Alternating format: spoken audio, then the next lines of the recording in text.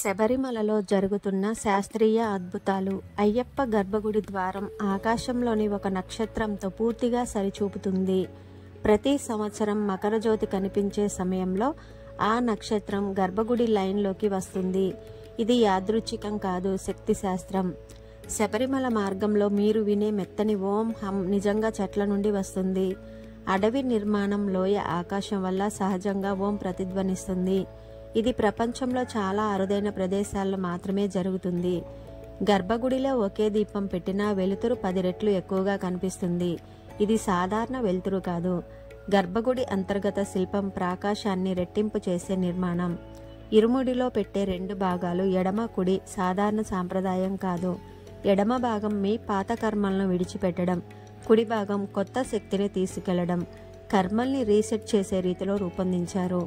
18 మెట్ల పురాతన లోహ మిశ్రమం ఇప్పటికీ తిరిగి తయారు చేయలేకపోతున్నారు పరిశోధకులు పరీక్షించినప్పుడు అందులో ఉపయోగించిన లోహాలు ఖచ్చితమైన నిష్పత్తి ఇప్పటి శాస్త్రంతో కూడా తిరిగి చేయడం చాలా క్లిష్టంగా ఉంది. అయ్యప్పుడి పాదాల బయట ఉంచిన రూపం ప్రపంచంలోని ఎటువంటి యోగి విగ్రహంలో లేదు.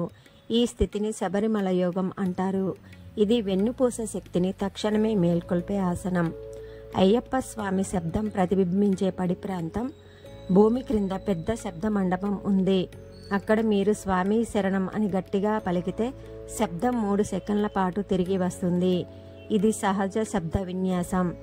ఓం శ్రీ స్వామియే శరణం అయ్యప్ప.